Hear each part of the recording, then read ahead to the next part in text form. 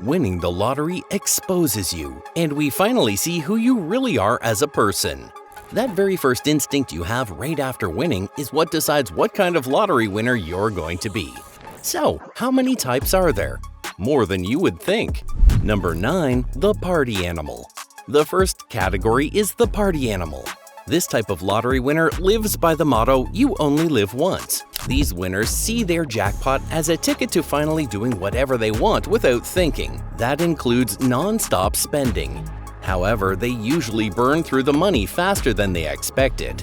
Take Jack Whittaker, for example, who won $315 million in 2002. He went full party mode, gave out cash like candy, dropped hundreds of thousands at clubs, and handed out large tips just because he could.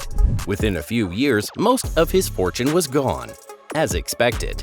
Then there's Evelyn Adams, who won $5.4 million from 2 New Jersey jackpots in the 1980s. She became a regular at the casinos and gambled away nearly all of it. When asked later what happened, she said she just enjoyed herself. Party animals are not interested in managing money. They are here for a good time, and for as long as it lasts, they definitely get one. Number 8. The Investor King. Then there are the lottery winners who are smart from the very beginning. They see their prize as capital, not just cash, and they waste no time putting it to good use. These investor kings may not flaunt their wealth, but they usually stay rich. They hire the right financial advisors, invest their money smartly, and enjoy their win for their whole life. For example, Brad Duke won $220 million in 2005 and made it his goal to turn it into $1 billion. And he did. He stuck to real estate, energy, and financial markets. Almost 2 decades later, he's still living as a billionaire. Then there's Manuel Franco, who won $768 million in 2019. He took his lump sum and immediately built a team of advisors. Reports say he focused on investments, stayed low profile, and is still enjoying his wealth. Number 7. The Vanisher. Then there is the Vanisher, who is probably the smartest of all. This type of lottery winner takes the money, says thanks, and disappears. They know the lottery curse is real, and they want none of it. They just take the cash, check out, and start a brand new life in secret. Like the South Carolina woman who won the $1.5 billion Mega Millions jackpot in 2018, which was the biggest single-ticket win in U.S. history at that time. She stayed anonymous, took the lump sum of $877 million, and vanished. There has been no news of her since. There is also this New Hampshire woman who won $560 million in 2018 and fought in court to stay anonymous. She won too, then quietly moved her money into trusts and dipped. And Shane Missler, who won $451 million at just 20 years old in 2018. He posted one vague Facebook status, "Oh my God." And that's about it. He now lives quietly, reportedly investing and staying off the radar. Number 6. The Giver. Next, we have the Givers. These are the kind of lottery winners who treat the jackpot like a community fund. They don't want to buy any yachts or private jets. They just think about who needs help, what they can fix, and how fast they can start giving it all away. It is generous and inspiring, but sometimes it's a fast track to running out of money. Tom Christ from Calgary won $40 million in 2013. He didn't even tell his kids at first. Quietly, he donated every single dollar to cancer research in memory of his wife. When the press found out, he shrugged it off and said he already had everything he needed.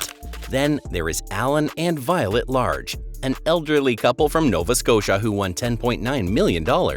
They gave almost all of it away to hospitals, churches, the Red Cross, and people they felt needed it more. They kept enough to live modestly and gave the rest without hesitation. There is also Bob Erb, who won $25 million. He became known for handing out $10,000 checks to people he barely knew. He donated heavily to causes he supported, from housing to legalizing marijuana, and said he never cared about being rich. Here's the thing. Givers have good hearts, but even good hearts need limits. Some of them end up overwhelmed by endless requests, or taken advantage of by the people closest to them. But for a while, they get to feel like they're changing the world, and maybe that's worth it. Number 5. The Show-Off. Now let's talk about the show-offs. These are the ones who turn their win into a full-blown performance. Luxury cars, designer clothes, tabloid interviews, Instagram posts with stacks of cash. They do all of it. If it looks expensive, they do it. It's because they want everyone to see how loaded they are. Michael Carroll, also known as the Lotto Lout in the UK, won $13 million at just 19 years old. He threw massive parties, purchased racing cars, and spent on everything from gold chains to dirt bikes. In less than a decade, the money was gone, and he ended up working a minimum wage job. Then there is Jane Park, who won $1.35 million at age 17. She spent thousands on cosmetic surgery, designer bags, big holidays, and posted it all online. The fame hit just as hard as the money, and later she admitted the pressure made her life more stressful, not easier.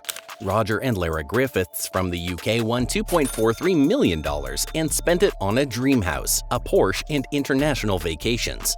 But within a few years, they were divorced, the money was gone, and both blamed the win for the downfall. What's interesting is that show-offs are not always careless, they just get swept up in the attention. The money buys them a fantasy life, but when the buzz wears off and the spending catches up, there's usually not much left behind for them. Number 4. The curse magnet. And now let's get into the most chaotic type of all, the curse magnet. These are the winners who don't go looking for disaster, but somehow it finds them anyway. Let's start with Jack Whitaker, who won $315 million in 2002. He was robbed multiple times, faced countless lawsuits, and spent years dealing with problems that didn't exist before he got rich. His wife left him, his daughter and 2 of his granddaughters died. In the end, he said he wished he had torn up the ticket the moment he had won. And then there is Abraham Shakespeare, who won $30 million in Florida in 2006. A soft-spoken guy, he tried to help the people around him. But soon, a woman named Dee Dee Moore inserted herself into his life, claiming to manage his money. By 2009, he had vanished. A year later, his body was found buried under concrete in her backyard. She is now serving life in prison. Curse magnets don't always do everything wrong. In fact, some try to make smart decisions, but for whatever reason, nothing seems to go right. It's like the wind triggered a chain reaction they couldn't stop. Number 3. The manifester. Then there are the manifestors. These are the ones who purchase the ticket because they believe they are going to win. They visualize it, pray for it, write it down, and treat the whole thing like a goal. And sometimes they actually win. Cynthia Stafford is a classic example. She raised 5 kids after her brother died, struggled with money, and started visualizing a win. She wrote $112 million on paper and meditated on it daily. In 2007, she hit that exact number. She later said she practiced creative visualization every day, and she made it happen. Then there is Patricia Harris, who didn't just hope she would win, she literally saw it in a dream. About 6 months before it happened, she dreamt she would win the lottery. And sure enough, in September 2023, her Quick Pick ticket hit the jackpot in the Lucky for Life game. She won $25,000 a year for life, but took the lump sum. She claimed it in March 2024 and said she had plans to invest the money and do something nice for her family. So yes, she saw the win coming, manifested more about it, and made smart decisions when the moment came. That's a manifester in action. Number 2. The dumb one. Then there's the type that doesn't even try to mess it up, they just do. The dumb one buys 10 cars in the first month, forgets taxes exist, or hands out cash without checking who's asking. They don't mean harm, they just don't know what they're doing. Denise Rossi didn't even win the lottery herself, her husband did. But when she secretly filed for divorce days after he won $1.3 million, hoping to keep it all, the court found out. She was forced to hand over every penny. That dumb decision cost her the entire prize. Number 1. The criminal. Finally, we have reached the most extreme type, the criminals. These are the ones who end up doing actual fraud, scams, or worse. Some try to cheat the system. Others turn dangerous after the win. Either way, these are the cases where the money and the crime go hand in hand. Eddie Tipton, who was the former security director of the Multi-State Lottery Association, actually rigged the lottery from the inside. He installed code in random number generators and gave winning numbers to friends. Over the years, they tried to claim millions across multiple states. Tipton was eventually caught and sentenced to 25 years in prison. Then there was Sherman Friend, a 70-year-old from Pennsylvania who won a $520,000 jackpot in 2009. He won it by buying 208 lottery tickets with the same numbers. But instead of cashing them in himself, he got over 20 friends to do it for him, all to dodge taxes. He paid each helper $250 per ticket and hoped the IRS wouldn't notice. It worked for a while, but eventually authorities caught on and he was arrested. Then there is Ronnie Music Jr., who won $3 million in Georgia in 2015. Instead of using it wisely, he funded a meth trafficking ring tied to a prison operation.